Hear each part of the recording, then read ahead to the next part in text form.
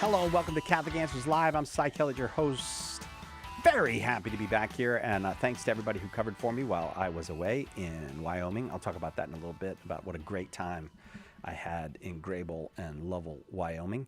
But this hour, I'd like to get right into what we're covering because I want people to call, and we're looking for pro-choice people to call. We're asking them, why are you pro-choice? We are pro-life here. Have always been, and we're pro-life Catholics, so you know who you're getting. But we like conversation. We actually think it moves things forwards. So if you'd like to call and tell us why you're pro-choice, 888-318-7884. Take us up on the offer. We want you here. It's not a trick or anything. We'll let you have your say. We want to have a conversation. 888-318-7884. Emily Dinneny is our guest. Catholic Converts is her Instagram, TikTok, Twitter, all of that. She does a great job online. We have her on the show that we do before this show some days. And we're just delighted that Emily is part of the family here at Catholic Answers. And we used to call her Emily Torres, but we changed to Emily Dinneny recently. Emily, thanks for being on the show with us. Yeah, of course, Cy. Thank you guys for having me. I'm super excited. Do you think we did the right thing by changing how we refer to you? Yes. Okay. All right. She got married, in case you couldn't figure out what that was all about. She got married. 888-318-7884. If you are a pro-choice person, whether you're Catholic or not, whether you're Christian or not, anybody can call. It's always been very helpful to us to have these conversations. I'm going to be honest with you. I'm going to brag a little bit. I honestly don't know anywhere else in the media where you can have the kind of conversations we're going to have for the next hour. I don't think you see honest debates or conversations on CNN. I don't think you see honest conversations where people get to speak from the heart to one another on Fox News or on HBO or on you name it. And so we like that. We like that you're allowed to come here and have an intelligent conversation, share your side of the story. We are not trying to crush anybody, own anybody, or anything like that. 888-318-7884. All we say is, you got to be pro-choice to call today. So if our pro-life friends would hang on, call another day. We are looking for pro-choice folks to have a conversation with. 888-318-7884. Emily, one of the things I find interesting about you is that you are Catholic. Your twin sister, not a Catholic. You've gone different routes. Let me ask you this. Did being pro-life follow your conversion to the Catholic faith, or did the conversion come first and then you became pro-life? Certainly, my conversion to the faith came first, and I was always pro-life even when I was a non-denominational Christian. So that wasn't like something hard to accept. The Catholic Church is unashamedly pro-life, and I think that's one of the biggest issues it's kind of focused on in the past few decades in the church is life issues. We live in a culture of death, as St. Pope John Paul II said, and I think it's the church's job, if anyone's, to defend life to the fullest, from the moment of conception to natural death. So 888-318-7884. Only talking to pro-choice people today. This is your opportunity, and we hope that you will take the invitation. 888-318-7884. So how did you become a person who I can find on YouTube or Instagram or TikTok actually having these conversations and defending the pro-life side? Yeah, so as you mentioned, my user is Catholic.converts. When I was entering right before the summer before I went to college, I was bored. And so I seriously started the social media account just to see, okay, I converted because of something I saw on social media. And so maybe the same could happen for others. And so I kind of just started to post the things that I wish I had seen online when I was a non-denominational Protestant, things that were about the Catholic Church, things that made me, question why I was Protestant. And so I just was like, I'm just going to post and see what happens. And it started to take off. And it's been about 5 years now since I've been doing these social media accounts. And it's really been a blessing. It's not easy, but at the same time, I think and that's why I love what we're doing right here and right now, is so many of us, I think, share common ground. People who are religious, not religious, people that are pro-life and pro-choice. Like, a lot of us love people. We care about others. We want what's good for people. And we just have a different view of what that actually constitutes and looks like in the end. But we're not bad people. I want to understand these people too. I don't think we should paint them as our enemies or anything like that. I think that we all desire, for the most part, the good for other people, and Mm-hmm. we just have different perspectives on what that is. And so I think it's important to keep that conversation going instead of just silencing the other person or ignoring them because they have a label on them that's different from yours. 888-318-7884. So it does seem to me that the pro and I'm not sure if you will agree with this, so I want to see what you think. It seems to me like the pro-life movement was anti-abortion for a long time, and now it is facing suicide as a topic, physician-assisted suicide. It's had to broaden out the pro-life argument. I mean, and even things that many people see as a good, like in vitro fertilization, which is actually quite an alarming attack on life in many ways. Do you feel the same way that I do, that the pro-life movement is having to operate on more fronts than it used to? 100%. And I think that's due to a variety of reasons. But I will say, from people that are pro-choice, they fear that there's an inconsistency among pro-life people, and that pro-life people are just kind of operating on a political agenda.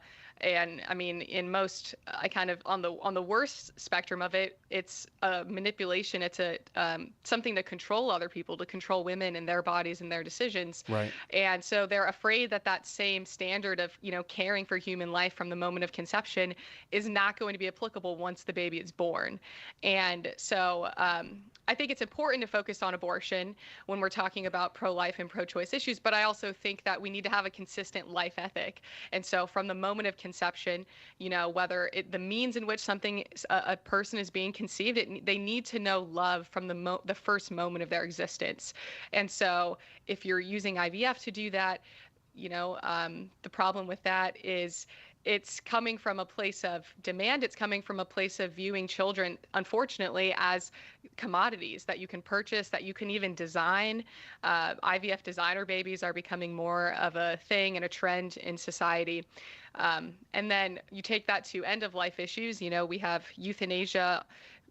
400 million people around the world have access to euthanasia legally and could request to be killed medically from a doctor due to a variety of reasons, even for mental health reasons. And even minors could request to be euthanized in the Netherlands. That is legal. It has been legal, and it's increasing rapidly.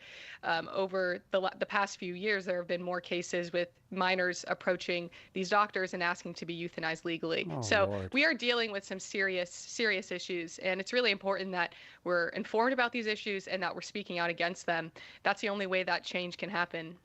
We're going to take a quick break, but we're looking for pro-choice callers today. So I will say again, those of you who are pro-life or agree with us on these issues, if you would leave the phone lines open for pro-choice people to call. Maybe you are a pro-choice person in the sense of believing that people should have a right to choose the manner of their dying.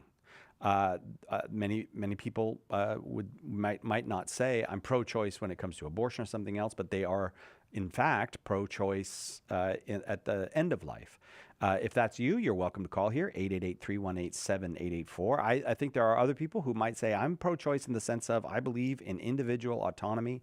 I don't believe anybody gets to tell me what to do, or anyone gets to tell anyone what to do with their body, whether to be pregnant or whether to keep living if they don't want to keep living. If that's you, you are also welcome here, or maybe you're somewhere else on the spectrum. Some people have called and asked us, well, am I pro-choice if I believe in abortion, say, in the first 3 months or in the first trimester or something, but I don't believe in abortion after that? For us, you can define yourself however you want, but yes, you'd be welcome to call and make that argument, because we would see that as a pro-choice argument. It would have a certain kind of pro-life element to it.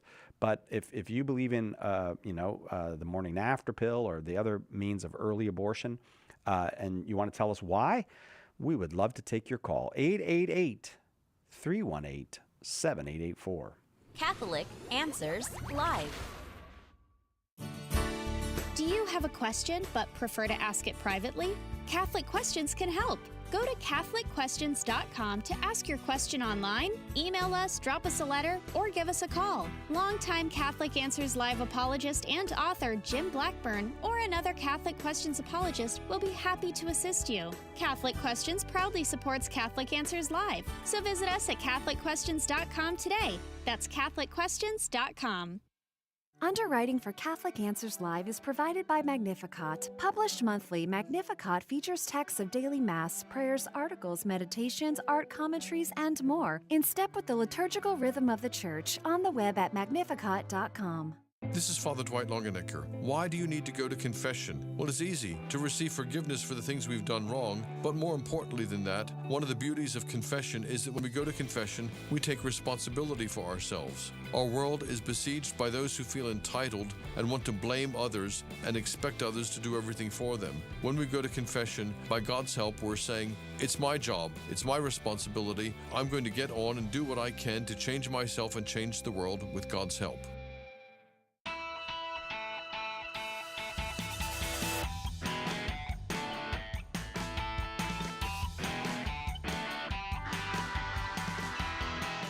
Eight 888-318-7884 is the number. Several folks have called, but nobody thus far has stayed on the line. But maybe you will be the first to get on with Emily.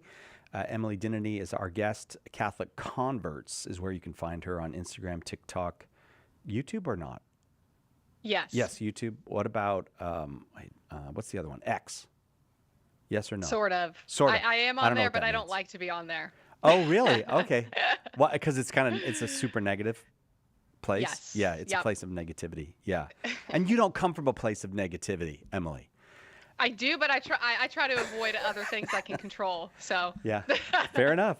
888-318-7884. If you are pro-choice regarding abortion at any stage, if you are pro-choice regarding euthanasia or suicide, if maybe you are pro-choice in the sense of I actually don't believe in any of that, but I do believe in vitro fertilization. Any of those things, you are welcome to call 888-318-7884. Why are you pro-choice? That's the question we'll ask when you call. Why are you pro-choice? 888-318-7884. I'm going to try not to make this a straw man. I want to make it a good argument. And so I'm going to reflect the argument I hear, and I would like to hear how you, as an opponent of suicide, would address this. Someone's approaching the end of their life. Let's give them let's say terminal cancer. All right, and it's the cancer's in their bones, which we all know is a cause of horrible suffering. So they're in a place of real suffering. The consensus of the doctors is this is terminal, and maybe this person has only days to live. Why make them go through the pain of those days? Why not, if they say, no, I want the suicide pills or shot or whatever would be given, why not just allow that, Emily? Why do you have to interfere in this person's personal life? yeah, that's a great question, and it's a pretty real scenario for some people, and so we have to treat it, with compassion. But I would just say, when you open the doors to legalizing and protecting someone murdering themselves or somebody else who is innocent, who did nothing to deserve that crime or that punishment, that you open the floodgates to justifying a whole host of other, moral decisions that are pretty clearly evil and wrong.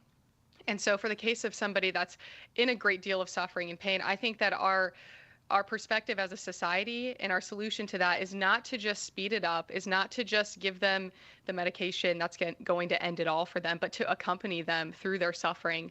And there is a distinction between letting somebody die and actively killing them. And the person that is taking that suicide medication, even though, they are consenting to it, I would say consenting to something doesn't make it okay. And I think a clear scenario for that would be if somebody came to you and expressed suicidal interest and thoughts. If you were to just say, all right, let me help you get it over with, I mean, you would be an accomplice in that person's murder. You would be arrested. That would be seen wrongly. And I would also say that people who are coming to doctors and asking to be put to death, they are alone, and they also they don't necessarily sometimes even want to die. In Oregon, which is the only state that has legalized euthanasia in America, 1 in 3 people that are given the suicide medication to go on with their death actually don't end up taking it. And one theory is because in their minds, just having the power in front of them to end their life if they felt like it, that's enough for them to have some sort of Ah. reclaimed agency. And so I think people that are suffering, we need to accompany them. We need to be there for them and support them through their suffering. The solution is not to silence their suffering by ending their life. 888-318-7884 if you are in favor of physician-assisted suicide and you'd like to call and tell us why. Our question for you today is, why are you pro-choice? And that has to do with at any stage of life. 888-318-7884. So you kind of alluded to this, but I want to explore this a little bit more with you on the suicide side. When when Catholics talk about palliative care and all of that, and hospice and all these things, we're open to these things. And they kind of look like killing people sometimes. In the sense, it's like, okay, so that person that has cancer that has metastasized and is in the bones, and they're in a horrible amount of suffering, the church would actually say you can manage their pain, even if, say, the drug that you wanted to give was fentanyl or something like that, or morphine, a powerful opioid. Now, you say to the doctor, if you give this fentanyl, is it likely that this person's life will be shortened? And you go, yeah, the doctor might say, yeah, this is going to be hard on the kidneys. It's going to be hard on the respiratory, It's likely that this will shorten the person's life, but it will take away that really unbearable suffering. Why can I do that and I can't just give them a shot of fentanyl and let them go? Yeah, that's a great question. So we would say that you can certainly give people pain medication because that's a good thing. You can tolerate the evil effect of that potentially, which would be they might die as a result because maybe the medication is too much for their body to handle or something of that sort. If you are only tolerating that evil effect, you're not desiring it. So it's not like, let's say Uncle Jimmy is in a severe accident and now he's relying on life support in order to continue being alive and for continue respiration in his heartbeat. And you ask the doctor to give him some pain medication. In one circumstance, you're asking to it because you see he's genuinely suffering and you want to ease that suffering and for him to be more at peace. On the other hand, maybe you say, hey, yeah, give Uncle Jimmy some extra fentanyl because I want him to die. I want to get this over with. And I want to, he put me in his will and I know I'm going to inherit a lot of stuff if he's gone right now. Clearly, those are two different circumstances, right? Yeah. In one, you're only tolerating the evil effect of, unfortunately, Uncle Jimmy may pass away. And the other, you're intending it. And so those are the distinctions that are made when, it's not like the Catholic Church wants you to suffer and we want your death to be as miserable as possible. But instead, we need to always treat people with compassion, and in particular, those who are most vulnerable, which are the sick, the elderly, and those that are in great deals of suffering. Okay, so because I do think a lot of people fear I won't get the pain medicine I need, but you're saying as a Catholic, we could confidently say you can have the pain medicine you need, even if one of the negative effects, the unintended effect, is that it will shorten your life. One thing we won't say as Catholics is, look, tough it out. You just got to tough it out. That's not the church's teaching. Tough it out is not the church's teaching. Exactly. Yeah. Death is supposed to be, it's supposed to be a beautiful thing. I mean, it's supposed to be the moment in which you are now encountering the Lord. And so it's not supposed to be something that, like suck it up. I mean, we need to accept whatever the Lord's will is for us in that moment of our last moments of our existence. We need to accept whatever the Lord brings us. But in an ideal world, death would not be something that's filled with horrible pain and horrible suffering, and that causes people to and people's family members to suffer as a result of witnessing that as well. 888-318-7884. Just two lines open now, so we're going to get ready to go to the phones and let Emily Dinneny take some calls. Emily, she's our colleague here at Catholic Answers, which I'm always delighted to get to say that, because she started out on her own, answering questions about the Catholic faith, defending life. Catholic converts is what you're looking for if you're looking for Emily, and you can find that on Instagram, TikTok, reluctantly on X, and enthusiastically on YouTube. All right, let's off to the phones we go. Let's start in Los Angeles. Peter is in Los Angeles, California. Peter, welcome. Go ahead with your question. Or excuse me, I'm supposed to say, why are you pro-choice, Peter? Do I not have Peter on line one? All right, hang on. One thing I don't want to do, Emily, I have to do the phones very slowly on why are you pro-choice day, because I do not want to give anyone the impression that I would hang up on them. I won't. Let's go to Steve. I'm not exactly sure where Steve is, but I can go to line 4. That's okay. Hi, Steve. Why are you pro-choice?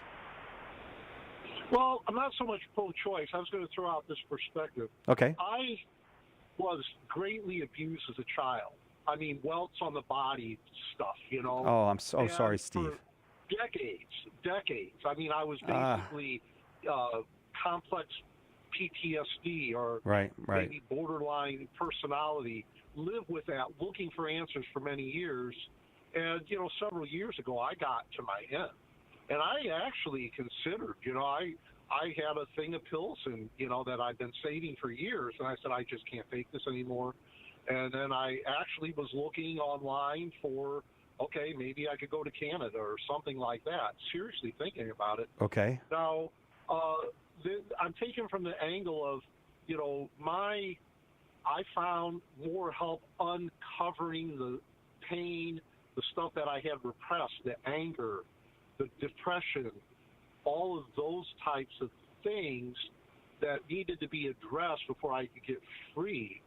And but it was a real. I went to the hospital and stayed off work for 6 months, just trying to get over this thing that had plagued me ever since childhood. Right. And I was over, I was close to 6 years old. Yep. And so I just wanted to throw that out. I'm not a pro-choice for that, but I mean. But it gives us more than just physical suffering that people are dealing with, And, Thank you, Steve. Yes, that's.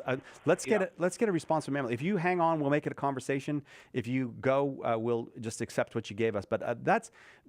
I mean, Steve is describing a life of tremendous suffering, starting with unspeakable childhood abuse, and then is suffering his whole life with the trauma of that.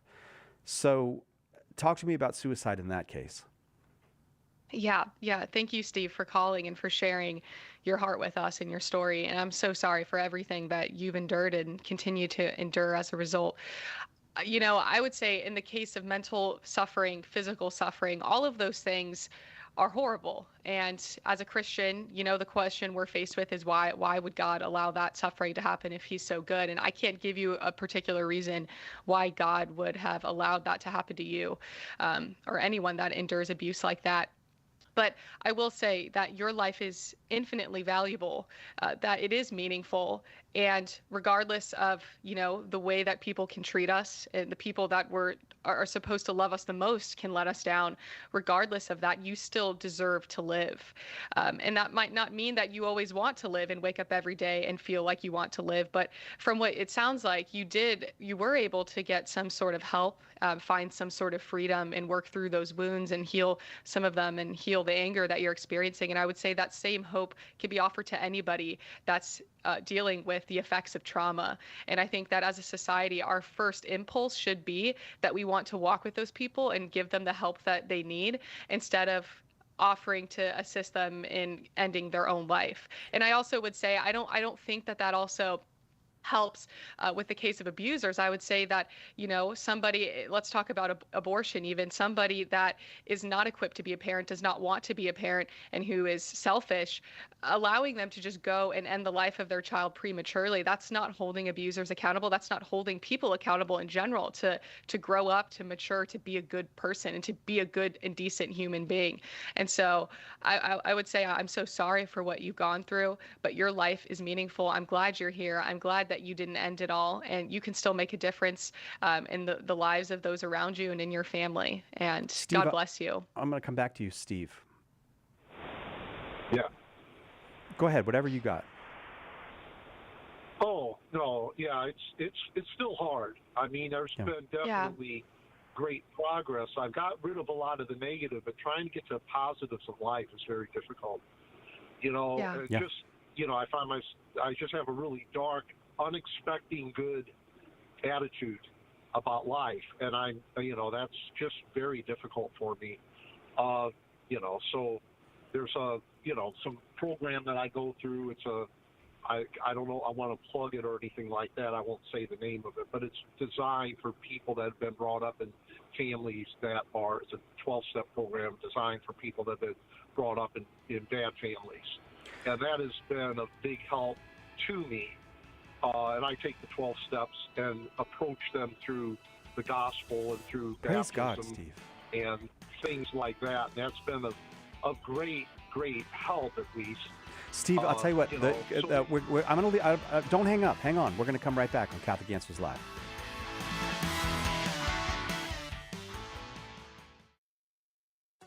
Why do Catholics pray to dead people, bow to statues, venerate relics? And where do we find any of this stuff in the Bible? In the delightful book, The Saints Pray for You, Dr. Carla Broussard convincingly defends the ancient Christian belief rooted in Scripture that the saints care for us, that they're our allies. Order your copy of The Saints Pray for You today at shop.catholic.com or ask for it at a good Catholic bookstore near you. Why We're Catholic is the one book you can hand to anyone to invite them into or back to the Catholic faith. With more than 400,000 copies sold, Trent Horn's book has had a #1 ranking on Amazon.com for 5 years running. Now available in softcover, bulk cases, ebook, and on Audible. Find out what the excitement is all about. Order your copies of Why We're Catholic at shop.catholic.com or visit whywearecatholic.com. We hope that one of the things that we communicate here at Catholic Answers Live is that our Catholic faith allows us to be fully serious about all the problems we encounter in the church and in the world, but it also lets us have light hearts and maybe even mix in a bit of fun, and that is exactly what our good friend Joe Heschmeyer does in his popular podcast, Shameless Popery. You should check it out at shamelessjoe.com. Joe's got a deep grasp of the faith, morals, the teachings of the church, all that, but he's also got a witty conversational style. He entertains and he informs, but you will leave equipped to better answer the most common challenges, misconceptions, and questions about the Catholic faith. He's got insightful guests, he does on-air debates, and he takes a close look into all the things that you want to know about as a Catholic living today. You'll walk away knowledgeable and filled with joy. Look for Joe on his YouTube channel. Check him out at shamelessjoe.com or wherever you get your podcasts. And if you like what you hear, become a patron.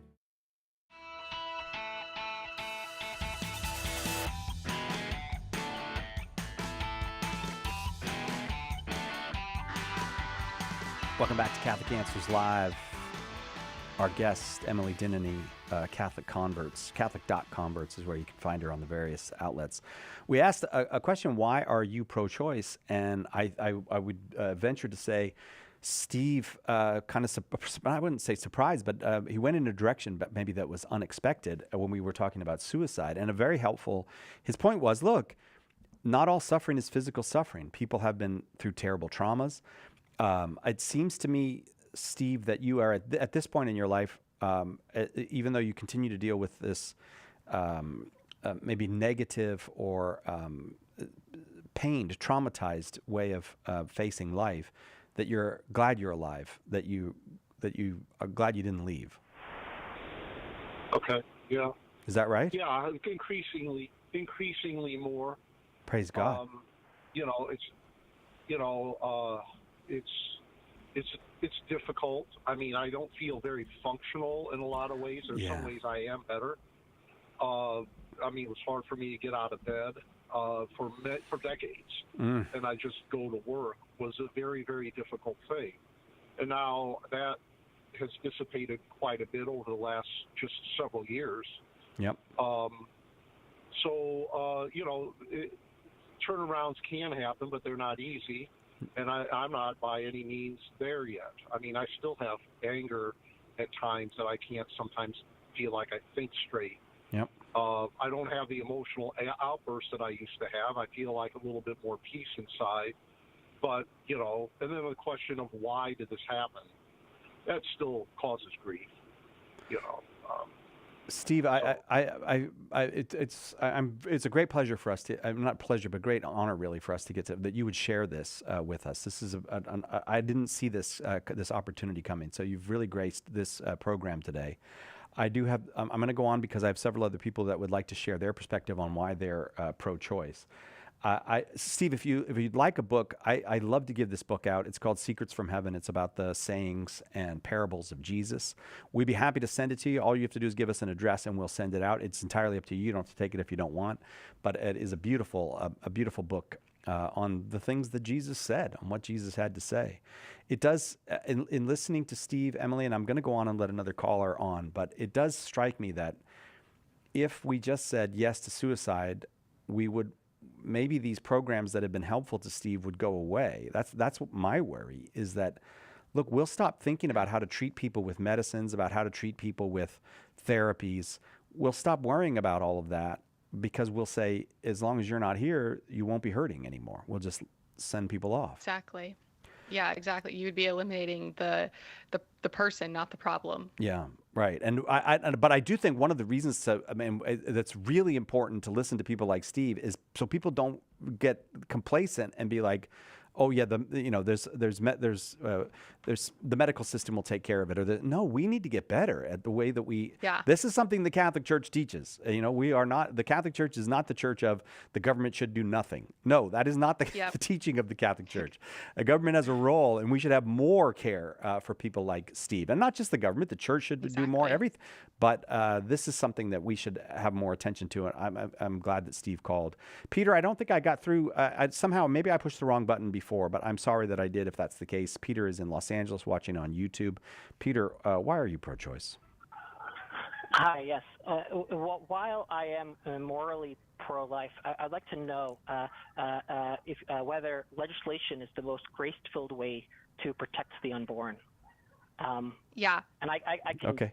I can break that down and just. That'd be fine. Flesh it out for us a little bit. My thoughts are. We want to give you a chance, Sure. so go ahead. Sure. In terms of there's I think a few pillars that I'm frankly unsure about. But in terms of there's an idea of a primacy of conscience where the role of the state is to protect the agency and moral free will of the individual. But secondly, I think about I had met that we should not meet evil with evil, and what I mean by that is here's my priest as an example once told me that he is not only anti-death penalty but also supports immense grace for those who would commit a violent crime, and ideally not even give them harsh penal punishments or like life imprisonment for those. So similarly, for punishing those who commit abortion, or the doctors, or particularly the women, I would say, whether or not that's the most grace-filled way to protect the unborn. Okay, Peter, thank you. Is it, Emily? Yeah. So I would first start off with saying I think that your idea of why the law exists in the first place is a little misguided, because the Catholic Church would teach that the reason that we have laws in the first place in society is to promote the common good. That's first and foremost why, and in particular, the God-given rights that we possess on a natural level, like the right to live. And so when it comes to something like abortion, where you are directly impeding on that, you're threatening that, the right for the unborn child to live, there would be no such thing as the right to abort them. That would be nonsensical, because rights are only grounded first in what God has given us in a natural sense, which is first and foremost the right to live.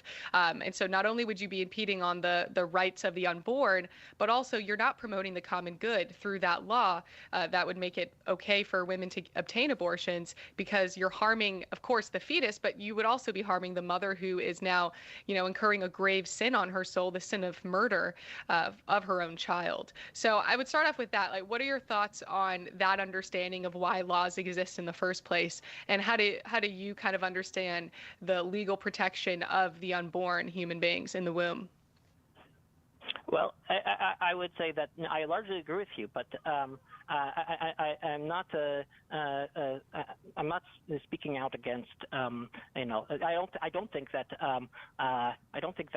moral we are giving giving they have a freedom of choice.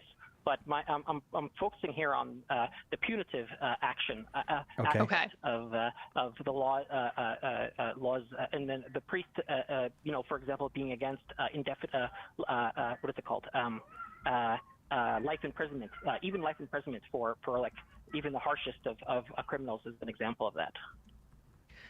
For sure. So would you say, apart from, how we're actually going to deal with the repercussions and the punishment of people who break this law, would you say in general it would be a good thing for abortion to be illegal completely? I would say if people understood laws the way that you do, I would say yes. Mm-hmm. Okay. So then I would say, okay, I think that's where we have to kind of start. And then we have to understand, okay, what is the most humane way to deal with people that are seeking abortions and people that are actually performing them? And in the case of doctors, I would say they are very culpable because they know what they're doing. First of all, I mean, they know because of their medical background.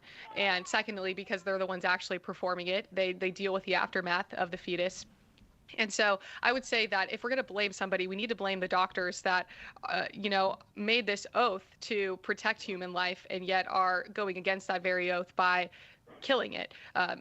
And so I would say that. And then in regards to the women seeking them, 60% of women that seek abortion say if they just had enough emotional or financial support from those around them to be a mother, that they would have wanted to have kept the baby. But unfortunately, because they didn't have that support, they felt pressured to go and get an abortion. And in fact, there's a large number of women who do feel pressured to go and get an abortion. When I would say 70% of women who had abortions reported high levels of pressure or coercion from people around them. So I think that's what we have to keep in mind. I'm very compassionate towards women who go and get abortions because I would say most of them are there not because they want to be necessarily, just because they feel it's the only option they have and they're desperate. So I am certainly pro finding, humane and compassionate ways to deal with these women who are seeking them instead of just saying, oh, they need to be arrested for murder. What do you think, Peter? Well, I mean, I actually completely agree that we should work toward eliminating economic and social pressures that lead to abortions. Although it does open the question again, going back to the priest example. Should we, for those who do willingly don't feel those pressures, those women who feel like they don't feel those economic and social pressures, should they face harsh repercussions like we would face for murder, like a life imprisonment or whatnot? I would say my personal opinion, and it's not as if the Catholic Church has given one, but my personal opinion would be yes, to some extent there needs to be some sort of consistency, right? Because if we are believing that the unborn are human beings that have equal rights to you or me, then there should be consistency in the law. And, federally speaking, if somebody murders a pregnant woman, that's considered a double homicide. And so under federal law, they can understand unborn human beings as somebody that, is equal to the mother, which is why it's a double homicide. And so I do think there needs to be consistency, but I think it needs to be evaluated on a case-by-case basis because we just don't know how culpable some women are due to, the jargon of it's just a clump of cells. We don't know how exactly aware they are of what they're doing. So. Peter, I want to say thank you. You brought us right to the break. I hope we gave you a fair chance to express your view. That's what we're trying to do. Why are you pro-choice? We're asking you. You want to call? You want to talk to Emily? 888-318-7884. There's only one Catholic Answers Live. Underwriting for Catholic Answers Live is provided by Real Estate for Life. Real Estate for Life connects home buyers and sellers to real estate agents while supporting pro-life organizations. On the web at realestateforlife.org. One of the biggest mistakes a Christian can make is to try to do good without God's help. St. Therese said, when we trust only ourselves and not God, our soul becomes incapable of virtue. Her remedy? Works of charity. And the greatest work of charity is to share the gospel. At St. Paul Street Evangelization, a Catholic nonprofit, we encourage you to share the gospel with someone who doesn't know Jesus. Catholic Answers is supported in part by St. Paul Street Evangelization, streetevangelization.com. EWTN, teaching the truth. I just wanted to start by sharing that I absolutely love EWTN and everything that EWTN does. I started off just listening to one show randomly, checking it out, and now every time I'm in the car, that's all I listen to. And when I'm out doing things, I'm listening to all the podcasts. I really enjoy it and really appreciate all the work that EWTN does. EWTN, live truth, live Catholic.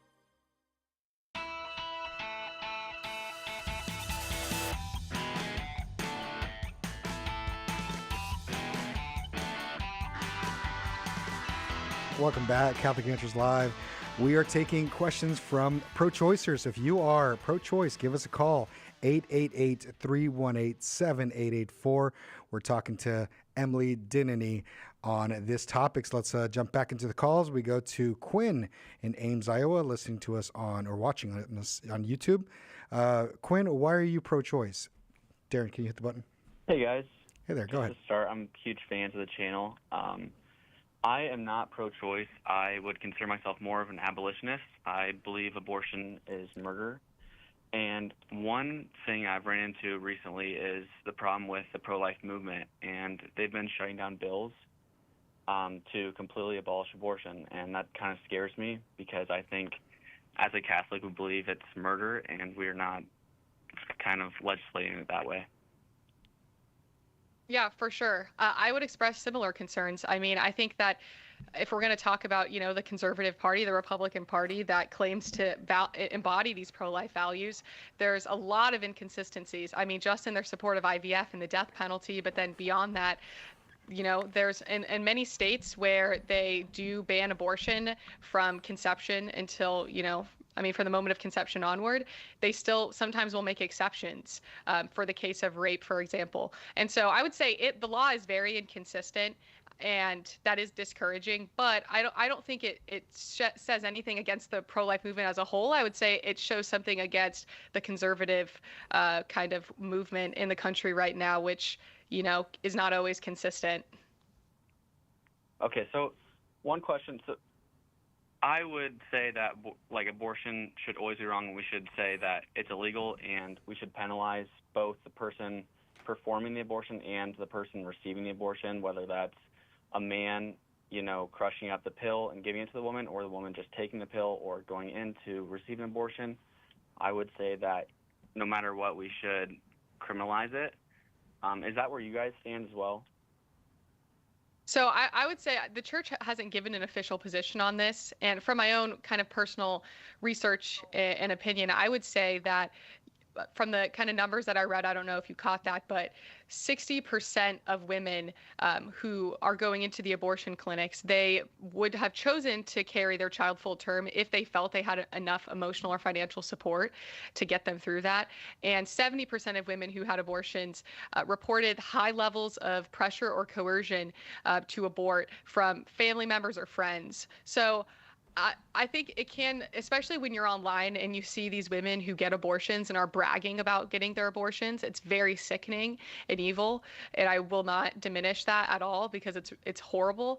I would say those people are the outliers compared to, what we know about women walking into abortion clinics, the average woman, which is she doesn't feel like maybe the child's father's not in the picture anymore. He left her. She doesn't feel like she's emotionally or financially supported. She has people around her telling her, just go get an abortion, just go get one.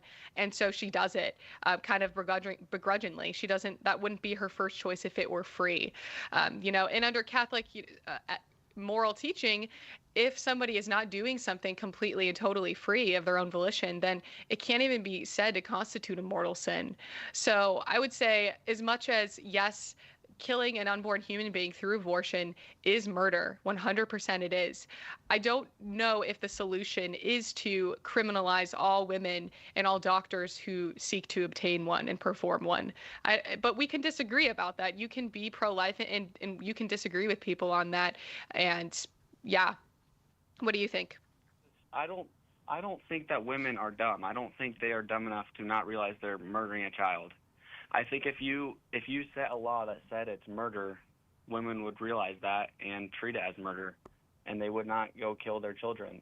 It's the same as walking down the street and killing someone now. I think if you tell women that they're dumb and they don't realize it's a child in their womb, they're going to believe it, and they've been fed this propaganda for all these years. And the pro-life movement's just kind of slowly tried to put a deadline for when we can murder our children rather than just say when it is, at conception. I think that's where I struggle with, I'm a Catholic. I can't stand when Catholics can't just say it's murder and we can punish women who are murdering their children. I don't see how that works in your worldview or the Catholic worldview. It certainly could be a just thing to punish them. Yeah, 100%. But we're not called to exercise. I mean, we're called to exercise justice, but we're also called to exercise mercy, right? Mercy is kind of the higher calling. And so I'm not saying that we should just let women go without any sort of consequences or anything like that. But, even in the case of somebody committing homicide to somebody that's born already, the consequences that they're going to face if they were pressured into doing that are going to look different than if they just on their own volition made up a plan and went to do it. So I think that needs to be put in mind when we're talking about this case. Sorry, I don't want to cut you off. No, you didn't cut me off. I was trying to cut you off. That's my that's my job, Emily.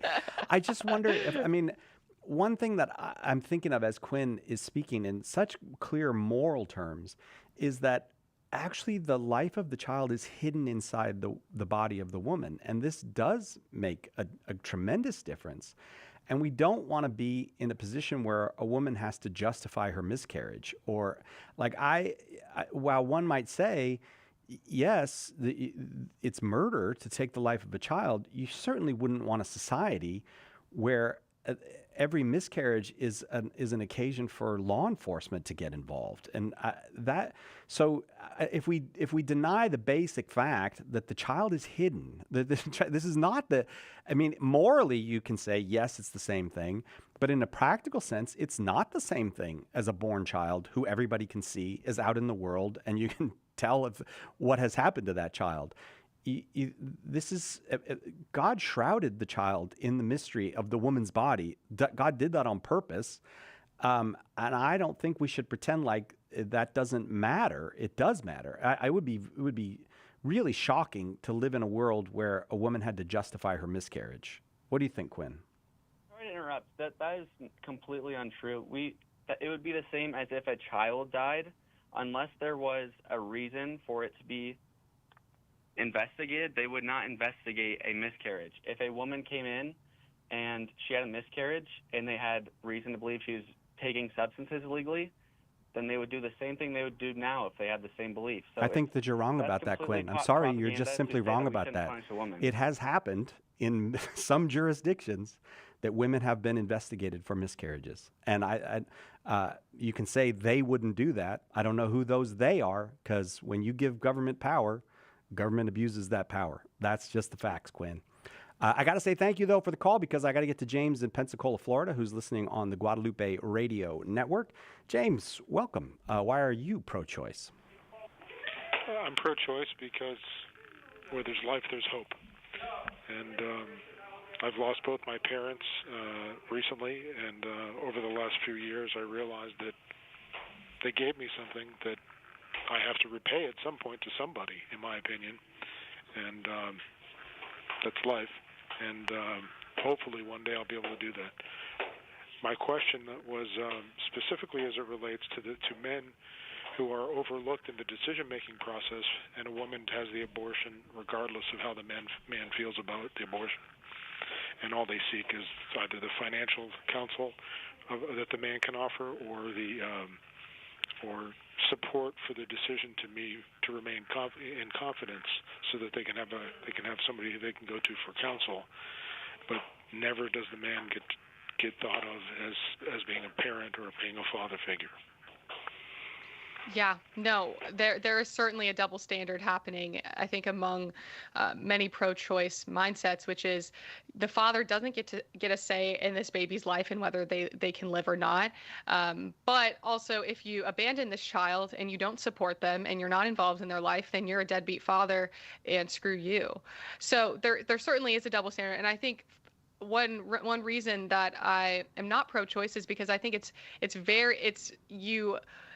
morally speaking, it's very icky that you would have to justify, if you're being consistent with that logic that you just kind of worked out for us, you'd have to be consistent in saying, yeah, the father doesn't get a say in whether the child lives or not, so he doesn't have any obligations to support this child going forward, because it's totally the woman's decision on whether this child's going to be brought into the world or not. And I just think that's horrible, because I don't think that any father who abandons their children should be like, just, okay, see ya, without any sort of consequences, without any sort of just even moral disapproval for doing that. So I would say, yes, fathers need to be involved, and pro-choice people should have in their mind that it took two to create that baby. That baby does not just have the mother's DNA. It has a combination of the mother and the father. And so that father, should have, abortion shouldn't be happening, period. But if they don't want to make excuses for deadbeat fathers or fathers that abandon their children or are absent from their child's life, which, by the way, we know disproportionately harms children as they grow older to live in a single mother household, then they have to say that the father should have a decision in that child's life. So I'm curious, I'm a little confused, because by what you're saying, it sounds like you're pro-life, but I'm curious why you in particular brought this issue up. Choice a number of years ago, and now I'm pro-life. Awesome. Okay. Thanks be to God. I missed that too. I have to say I was having trouble following the argument, but well, thank you, James. Thank you very much. You're welcome. Our guest, Emily Dinneny, you can find her at Catholic Converts on Instagram, TikTok, X, Twitter, YouTube. I realize one of those was a repeat, but I'm old, so I'm allowed to do that. Why are you pro-choice? We've got time to take another call if somebody would like to call, but I also enjoy speaking with Emily, and I'm happy to do that. 888-318-7884, the number if you'd like to get in. We'll try our best to get you on. I'll tell you what, I'm going to take that caller on line one, and we're just going to risk it. Caller, you are on the air. Are you pro-choice?